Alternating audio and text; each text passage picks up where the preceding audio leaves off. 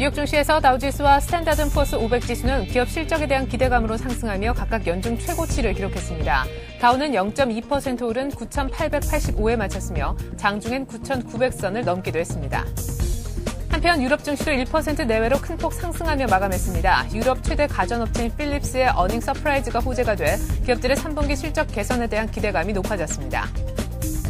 국제유가는 경기 회복 기대와 함께 미 달러와 약세 영향으로 3일째 상승했습니다. 11월 인도분 WTI는 2% 올라 배럴당 73달러를 넘었으며 금값은 종가 기준 또 최고치를 기록했습니다. 북한이 어제 총 5발의 단거리 미사일을 동해안에서 발사한 것으로 알려졌습니다. 북미 간 양자회담을 앞두고 북한이 남측에 관계 개선 신호를 보내는 상황에서 미사일을 발사해 그 의도에 관심이 쏠리고 있습니다. 안녕하십니까. 이슈의 마켓의 최리나입니다. 뉴욕 증시에서 다우와 스탠다드앤푸어스 500 지수가 모두 연중 최고치를 기록하면서 마감이 됐습니다. 다우는 0.2% 올라 9,885를 기록했는데요. 장중에는 9,900선을 넘기기도 했습니다. 그러나 장 막판 차익 실현 매물이 조금 나오면서 상승폭을 반납한 것이 아쉬움으로 남고 있는데요. 유럽의 가전업체인 필립스의 어닝 서프라이즈도 장 초반 분위기를 좋게 만드는 데 일조했습니다. 보다 자세한 글로벌 증시 전문가와 함께 알아보겠습니다. 리딩투자증권에서 우성재 연구원 나오셨습니다. 안녕하세요. 네, 안녕하세요. 네, 분위기가 굉장히 좋았네요. 예, 이제 장 초반부터 필립스의 호재로 인해서 시장에서의 기대감이 커지는 모습이었습니다. 결국 장중 9,000 다우지수 기준으로 9,900선을 돌파하는 모습을 보여주었지만 시장에서의 차익 매물 욕구로 인해서 결국 9,900선을 하회하면서 장 마감했었습니다.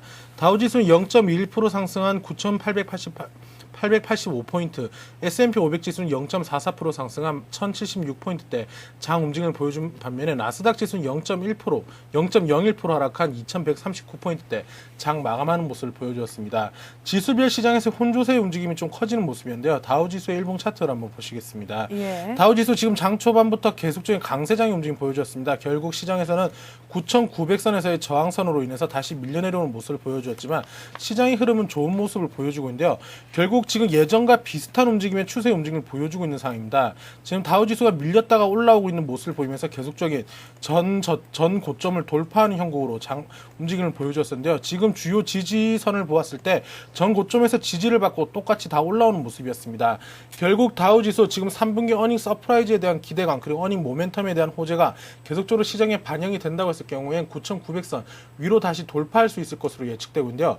이러한 흐름을 받으면서 다우지수 일중 흐름으로 봤을 땐 강한 흐름 또한 보여주었었지만 결국 9,900선에서의 심리적인 눌림목이 나오면서 차익 매물 욕구로 인해서 장중 낙폭을 축소하면서 0.21% 상승한 9,885포인트대 장 마감하는 모습이었습니다. 네, 그러니까 주요 기업들의 3분기 실적 개선 기대감 때문에 줄창 오르다가 장 막판에 차익 실현 매물이 좀 나오면서 결국 조금 상승폭을 반납해줬다라고도 정리해 볼 수 있겠는데 일단은 역시나 기업 실적에 대한 기대감, 장 초반 강세를 보였던 것은 유럽발 뉴스가 있었기 때문이었죠. 예, 아무래도 이제 유럽 증시에서 이제 필립스의 어닝 서프라이즈가 시장에서의 기대감으로 나타나는 모습이었습니다. 미 증시 장 시작 전 약보합에서의 강보합권 혼조 장세 움직임을 보여주다가 필립스의 어닝 서프라이즈와 함께 유럽 증시 그리고 나스닥 선물 또한 장전 0.6% 이상 상승을 하면서 시장에서의 기대감을 키우는 모습이었는데요. 결국 어제 같은 경우에 주요 지표에 발표도 없었고 콜럼버스 데이로 인해서 채권 시장이 휴장이었던 만큼 시장에서 이제 필립스에 대한 어닝 서프라이즈가 시장에서의 기대감으로 나타나는 모습을 보여줬습니다. 유럽 최대 가전업체인 필립스의 3분기 순이익이 1억 7,400만 유로로 나타났었고 매출액이 56억 2천만 유로를 기록하면서 시장 예상치를 큰 폭으로 상회하는 모습을 보여주었습니다. 지금 시장 예상치는 4,470만 유로의 적자 그리고 54억 5천만 유로를 크게 상회하는 모습을 보이면서 가전업종에 대한 기대감 결국 가전업종이 살아난다는 것은 내수 경기 부양에 대한 기대감 또한 같이 나타나면서 시장에서의 경기 회복 국면에 대한 기대감이 나타나는 모습이었습니다. 결국 이러한 흐름으로 인해서 장중 기술주의 강세 움직임 보여주었습니다. 인텔이 1.24, AMD 5.57, 구글 1.4%씩 상승하는 모습을 보이면서 시장에서의 계속적인 상승 추세를 유지해줄 수 있을 것으로 보여졌었지만 아무래도 시장에서는 미 다우지수 기준으로 9,900선에서의 심리적인 눌림목으로 인해서 하락세로 낙폭 상승폭을 좀 줄이는 모습을 보면서 3대 지수 모두 약세로 상승폭을 축소하면서 장 마감하는 모습이었습니다. 네. 자, 필립스의 어닝 서프라이즈 소식이 들리면서 기술주가 모두 강세를 보였고 또 간밤에 보니까 국제 유가도 배럴당 73달러를 넘어서면서 에너지주의 흐름도 참 좋았는데 그럼에도 불구하고 역시나 차익 실현 매물이 나올 수밖에 없었던 또 다른 원인이 있었다라고 합니다. 느린 경기 회복 전망이 나왔다고요? 예, 지금 이제 전미기업 경제협회에서의 발표가 있었습니다. 지금 계속적인 실업률이 잡히지 않는 상황에서 경기가 큰 회복 국면으로 전환되기는 어렵다는 게 주된 기조 내용이었는데요. 결국 시장에서 계속적으로 나왔었던 이야기가 일맥상통한다고 보시면 좋을 것 같습니다. 기업의 실적이 큰 폭으로 증가할 것으로는 지금 보이지 않고 있는 가운데 지금 실업률 또한 지금 계속적으로 증가할 것으로 예측되고 있습니다. 실업률이 내년 1분기에 10% 그리고 내년 말에 9.5%씩으로 전망하는 모습을 보이면서 사라진 일자리 회복에는 3년 이상 걸린다라는 게 주된 내용이었습니다. 결국은 경제 회복 국면에서의 실업률이 시장에서의 발목을 잡으면서 경기가 더디게 회복할 것으로 지금 예측되고 있는 가운데 지금 국내 미 GDP 성장률은 하반기에 2.9%, 내년 3%대의 증가가 예상되고 있는 모습입니다. 지금 이제 결국은 실업률이 어느 정도 안정을 잡아준다고 했을 때 경기가 급격한 회복세로 전환될 수 있겠지만 지금 아직까지 기업들이 계속적인 공격적인 투자를 통한 실업률을 감소를 하기에는 아직까지 좀 시간이 걸릴 것으로 보이고 있는 가운데 이러한 것들이 시장의 발목이 잡힐 것으로 예측되고 있습니다. 하지만 이와 반면에 주택시장은 내년 성장세가 예상되고 있는 모습을 보이고 있고 내년 2분기 이후 실업률 또한 바닥을 찍고 점차 완만한 회복세로 전환될 것이라는 이야기가 나왔던 만큼 시장에서는 큰 악재보다는 단기 차익 매물 욕구에 따르는 악재로 반영했다고 보시는 게 좋을 것 같습니다. 네. 자, 일단은 유럽 최대 가전업체인 필립스가 3분기 어닝 서프라이즈를 내면서 3분기 기업 실적에 대한 기대감을 한껏 높였습니다. 이런 가운데 다우는 9,900선을 넘겨 장중한테 9,931포인트까지 가면서 만선을 채 70포인트도 안 남겨둔 상황까지 몰아가기도 했었는데요. 자, 이제 본격적인 3분기 어닝 시즌에 돌입을 합니다. 특별히 이번 주는 은행업종 그리고 기술업종의 대표주들이 또 실적을 내놓지 않습니까? 관전 포인트 짚어볼까요? 예, 일단 지금 이제 주요 기업들의 실적 발표, 이제 지난주 알코아를 실적으로 이제 실적 발표가 났었지만 아무래도 시장의 가장 핵심 하두인 금융주의 실적 발표가 있던 만큼 시장에서의 지금 실적에 대한 관망세가 커질 것으로 예측되고 있습니다. 지금 3분기 실적을 발표를 앞둔 체크 포인트로 봤을 때 금융주의 실적 증가세의 개선 폭에 대해서 확인을 한번 해보셔야 할 것 같습니다. 2분기에 어닝 서프라이즈가 나는 모습을 보여주었지만 이러한 실적 폭이 계속적으로 확대될지 아니면은 여기서 지금 이제 완만하게 둔화될지의 여부가 좀 중요할 것 같은데요. 아무래도 골드만삭스 그리고 IB를 전문으로 하는 회사들 같은 경우에는 지금 M&A들이 계속적으로 일어나는 만큼 이러한 순이익이 증가가 개선세가 커질 것으로 예측되고 있습니다. 또 이와 반면에 시티뱅크나 뱅크 오브 아메리카 같은 개인 신용 카드를 만드는 회사들 같은 경우는 대손 충당금의 증가 여부를 확인하셔야 될 것 같은데요. 지금 시장에서는 카드론에 대한 우려감이 계속적으로 나오고 있었고 이러한 부분들은 올해 1분기부터 꾸준히 언급되는 모습이었습니다. 결국은 지금 주요 은행들이 이러한 신용카드 개설을 해주는 것을 어느 정도 이제 높은 등급의 VIP 고객들을 위주로 영업을 하는 걸로 전향하고 있는 모습을 보여주고 있지만 예전부터 계속적으로 신용카드를 무분별하게 발급해줬던 만큼 이러한 대손 충당금이 얼마나 쌓일지 그리고 이러한 악성 대출을 어떻게 생각해 나갈지가 시장에서의 관전 포인트가 될 것으로 보여지고 있습니다. 결국 지금 이러한 모습과 함께 제조업들의 주요 기업의 매출액의 증가 여부도 확인을 해보셔야 될 것 같습니다. 기업들이 지금 계속적인 고강도의 재무 조정을 통한 시장에서의 순이익이 급증하는 모습을 보이고 있었던 만큼 이러한 일회성 비용이 사라졌을 경우 이러한 모습들이 계속적으로 이익률이 증가하기 위해서는 기업들의 필수 자기의 주 수입원인 매출액의 증가가 연결이 돼야 되는데 이러한 매출액이 만약 완만한 상승세를 보이고 있는 반면에 순이익이 큰 폭으로 증가했을 경우에는 시장에서 이러한 것들이 호재로만은 작용되지 않을 확률이 높기 때문에 이러한 부분을 염두를 하셔야 될 것 같은데요. 결국 이러한 모습을 보인다고 했을 때 기업들의 이익의 개선폭이 얼마나 이어져 나갈지 그리고 올해 4분기에 대한 이익 전망치는 얼마를 내놓을지 그리고 내년 전망치가 어떤지에 따라서 시장의 움직임이 달라질 수 있습니다. 3분기 실적이 좋다고 하더라도 4분기에 내놓을 시장 예상치가 시장 기대감보다는 하이했을 경우에는 시장에서의 차익 매물 욕구 또한 다시 불러넣을 수 있기 때문에 이러한 부분들을 염두하시면서 시장을 접근하셔야겠습니다. 네, 그리고 특별히 좀 주목을 해야 될 만한 은행업종 섹터 내에서는 지금 골드만삭스의 실적이 양호할 것으로 보이는 가운데 이제 문제는 시티그룹과 뱅크 오브 아메리카 등 다른 은행들의 실적이 과연 시장 시장의 기대치를 얼마만큼 충족시켜줄 수 있는가 여부인 것 같습니다. 그 폭에 따라서 또 조정이 있을 수도 있겠다는 생각이 드는데요. 당장 오늘 밤에는 이제 인텔과 또 존슨앤존슨이 실적을 내놓죠. 예, 이제 오늘 같은 경우 이제 인텔, 존슨앤존슨 같은 이제 IT 관련 업종 그리고 제조업 관련 업종들에서의 굵직한 기업들의 실적 발표가 있습니다. 이러한 실적 발표 이후 금융주의 실적 발표가 계속적으로 연달아서 나올 것으로 보이고 있기 때문에 오늘부터 이번 주에 또한 이제 주요 경제 지표의 발표와 함께 시장에서의 변동성이 확대될 수 있을 것으로 예측되고 있습니다. 결국 지금 시장에서 보았을 때 변곡점이 될 확률이 높을 것으로 예측되고 있는 가운데 코카콜라 그리고 존슨앤존슨, 인텔의 실적 발표를 보셔야 될 것 같습니다. 지금 전분기보다는 다소 약화되는 모습을 보여주고 있지만 지금 시장 예상치를 상회해줄지 여부가 중요할 것으로 예측되고 있는 가운데 만약 시장 예상치를 상회해준다고 했을 경우 필립스의 어닝 서프라이즈로 인해서 유럽 증시가 강세를 보여주었던 것처럼 우리 미 증시 또한 이러한 강세를 보여줄 것으로 예측되고 있습니다. 코카콜라와 존슨앤존슨은 오늘 장 시작 전 발표를 하고 인텔 같은 경우는 장 마감 후에 발표가 있는데요.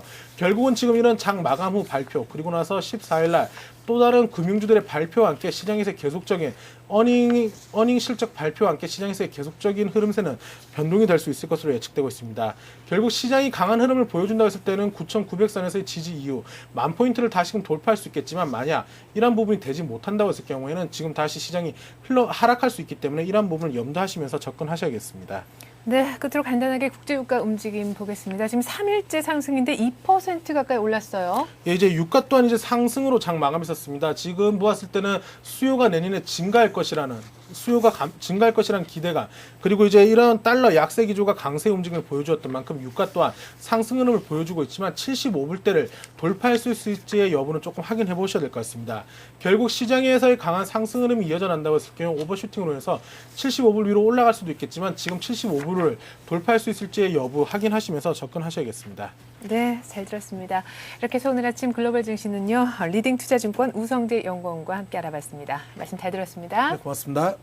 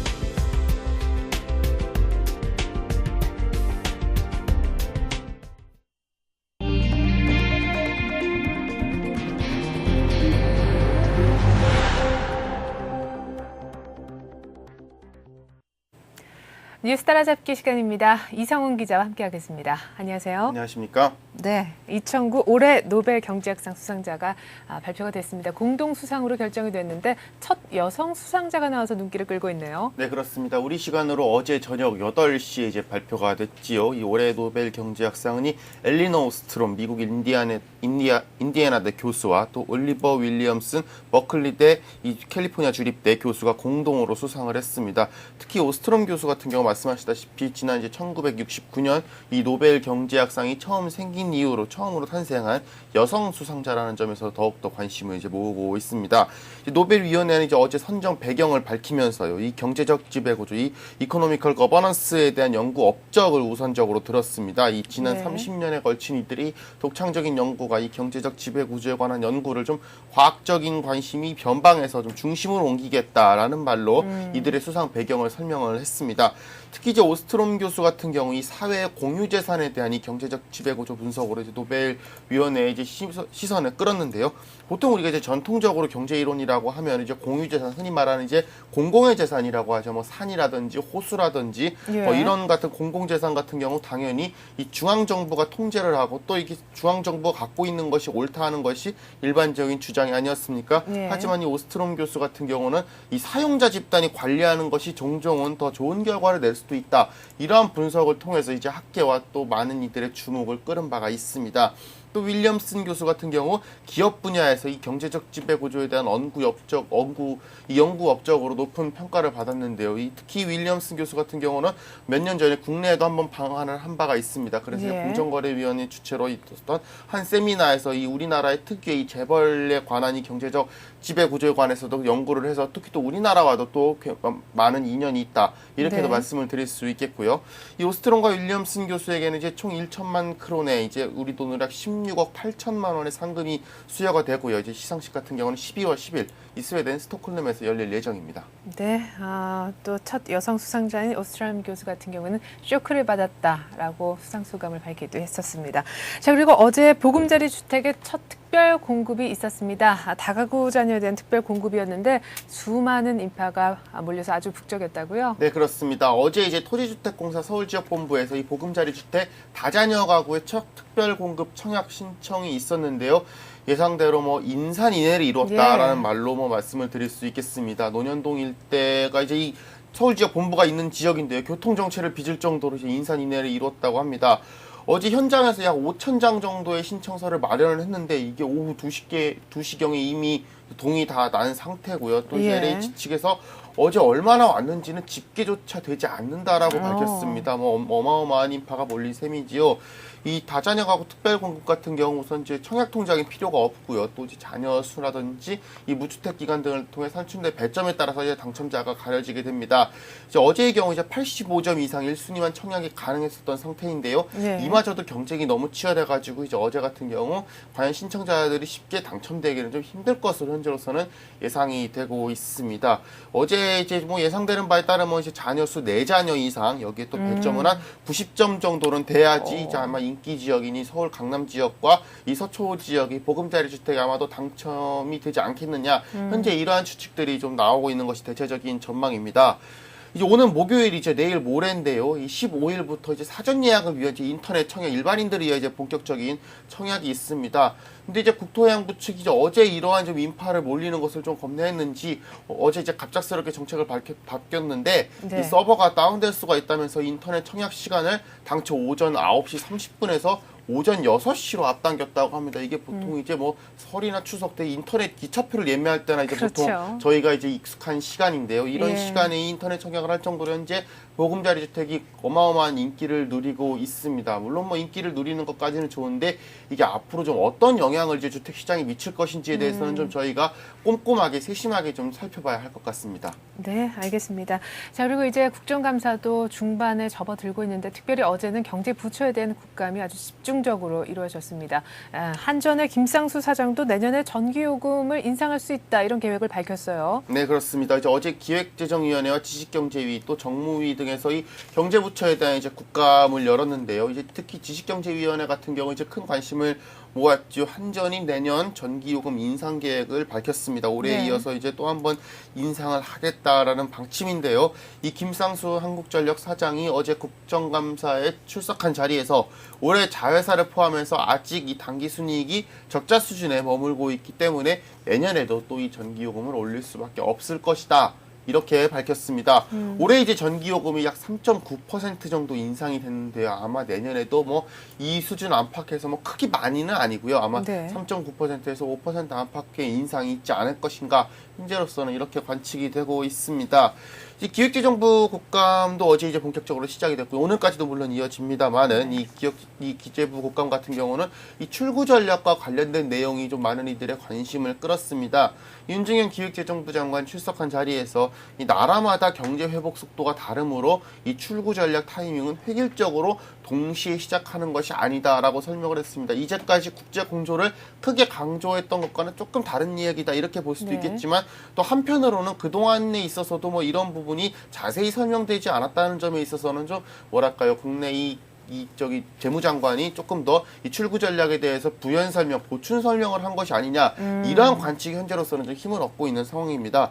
윤중현 장관 같은 경우 어제 일부 출구 전략이 시행되고 있지 않느냐 이런 일부 국회의원들의 주장에 대해서 내 입으로 답변은 못 드리겠다라는 말을 했습니다. 사실상 이 정부로서는 미시적인 출구 전략은 이루어지고 있다는 점, 이러한 부분을 좀 간접적으로 시인했다 이렇게 볼 수 있겠습니다. 사실상 이제 중앙은행인 한국은행이 본격적인 금리 인상을 할 경우 우리나라 같은 경우는 완벽히 이 출구 전략으로 향해 가고 있다. 이렇게 말을 해도 과언이 아니지 않나 현재로서는 이렇게 생각이 되고 있는 부분입니다. 네, 그리고 계속해서 기획재정부 국정감사에서는 또 다른 논란이 있었는데요. 뭐 나라 빚이 100조냐, 300조냐, 뭐 국회와 정부 간의 어떤 치열한 공방도 있었습니다. 뿐만 아니라 전무위에서는 또 미소금융 사업을 놓고 여야 간 의원들의 어떤 질타도 있었는데 관련한 소식들 좀 정리를 해주시죠. 네, 그렇습니다. 어제 이 재정부 국정감사에서는 특히 국가부채 급증에 따른 재정 건전성 문제, 특히 이제 지난해 위기 상황에서 재정을 크게 쓰면서 한마디로 나라빚이 크게 늘어나지 않았습니까? 네. 이런 부분에 대한 지적들이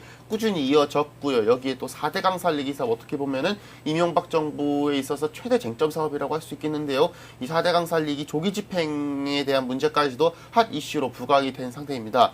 어제 이 기획재정위원회 의원들 같은 경우 이 국가 채무를 따져볼 때 이 정부 발표에서는 뭐 300조 원이 채 되지 않는다라고 네. 밝히고 있지만은 잘 따져보면 1200조 원에 육박을 할 수도 있다. 이렇게까지 지적을 하고 있는 상황입니다. 여기에 또 2013년에 이명박 정부 말기에 접어들 경우 재정 파탄 우려까지도 고조되고 있는 것이 아니냐. 이러한 야당 의원 일부의 지적들이 있었습니다. 또 이제 공기업 부채, 특히 이제 이 4대강 살리기 사업에 따른 이 수자원공사의 부채가 지속적으로 증가하고 있는 점, 이러한 점들도 집중적으로 추궁이 됐습니다. 이 4대강 살리기 사업 같은 경우 조금 더 면밀히 검토해 볼 필요가 있는데요. 이제 특히 예산 편성에 있어서 어제는 좀 집중적인 질타 대상이 됐습니다.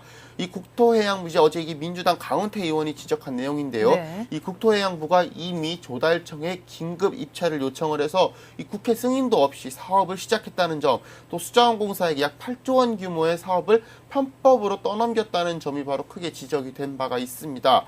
이 정무위원회 같은 경우는 이제 여야 모두 이 미소금융 사업에 대한 이제 비판이 끊이지 않았는데요. 이게 뭐 마이크로 크레딧이다. 이 취지는 좋지만 이 한편으로서는 이 대기업과 은행들로부터 좀 더 돈을 걷어서 사업을 하겠다는 자체가 좀 시장 경제 체제와 맞지 않는다는 점, 어떻게 보면 좀 80년대 5공화국 시절에나 좀 있을 법한 일이 아니냐, 이러한 좀 지적까지도 나오고 있는 상황이고요. 특히 이제 야당 일각에서는 이 미소금융재단이 정부의 정치적 사업이 아니냐, 어떻게 보면 전국적으로 친여당 조직을 만들려는 것이 아니냐, 실제로 이 미소금융재단에 참여한 인사의 면면이라든지 또 여기에 참여한 뭐 시민단체들, 이러한 사람들의 면면을 봤을 때 어떻게 보면 좀 친정부 조직을 좀 이러한 좀 금융재단으로서 포장을 해서 만드는 것이 아니냐, 이러한 의혹들까지도 현재 제기되고 있는 상황입니다. 네, 자, 저소득자를 위한 서민대출은행인 미소금융, 여기에 정말 진정한 서민이 있느냐라는 비판이 계속해서 나오고 있는 것 같습니다. 자, 그리고 그동안 주먹구구식으로 정해져 와서 대출자들의 어떤 가슴을 더 쓰리게 만들었던 CD금리의 과연 기준이 무엇이냐라는 논란이 또 하나 일고 있는 것 같습니다. 때문에 향후에는 주택대출 기준금리가 바뀔 수도 있다라면서요? 네, 그렇습니다. 이 주택담보대출의 기준금리라고 할 수 있죠. 양도성 예금증서 CD금리에 대한 문제점이 뭐 계속적으로 좀 문제점이 어제 오늘의 일은 아닙니다. 이 정부가 이를 대신할 현재 단기 기준금리 개발에 나섰다는 소식입니다. 이 기준금리를 현재로서는 CD금리 하나만 쓰고 있는데 이 대신에 좀 여러 가지 금리, 뭐 채권금리를 비롯해서 좀 여러 금리들을 조합한 일종의 좀 바스켓 금리를 도입하겠다, 이런 입장들을 밝히고 있는 상황입니다. 이 지난 4월에 이 시중금리가 하락할 때는 사실 이제 은행들이 좀 기준금리 변경에 나섰죠. 그때만 하더라도 조금 좀 어떻게 보면 은행들이 좀 안 좋은 취지, 좀 어떻게 보면 좀 금리를 많이 받겠다라는 생각에서 이 CD금리를 떨어지고 있는데 대신에 우리는 금리를 높게 받겠다, 이렇게 해서 이제 당시에는 이제 감독 당국의 반발이 산 바가 있습니다. 그래서 이 바스켓 금리 제도 도입이 무산된 바가 있습니다만은 최근 들어서 이 금리가 꾸준히 오르면서 어떻게 보면은 감독 당국이 태도를 좀 바꿔서 직접적으로 이 금리 변경에 칼을 빼들었다, 이렇게 좀 말씀을 드릴 수 있겠습니다. 이 정부 같은 경우는 이 현행 CD금리 체계가 시중금리 동향을 제대로 반영을 하지 못하고 있다는 점, 또 거래 물량이 거의 없는데도 불구하고 금리가 꾸준히 올라가고 있다는 점, 이러한 문제점들을 들어서 이를 바로잡는 방안을 현재 모색하고 있는 것으로 알려져 있는 상황입니다. 이 진동수 금융위원장도 어제 국정감사에 출석해서 이 같은 내용들을 이야기를 했는데요. 이 은행들이 시장금리를 제대로 반영하지 못하는 이 CD금리에다가 가상금리를 붙이는, 어떻게 보면 주먹구구 형식으로 이 대출금리를 정하다 보니까 이 모든 문제가 발생을 했다면서 좀 CD금리보다는 여러 금리를 조합한 구조가 좀 더 바람직하다고 생각하다면서 이 관계기관과 앞으로 좀 심층적인 토론을 현재로서는 예고하고 있는 상황입니다. 네, 잘 들었습니다. 이렇게 해서 오늘 아침 뉴스타라 잡기 시간은요, 설경제신문 이상훈 기자와 함께했습니다. 말씀 고맙습니다. 고맙습니다.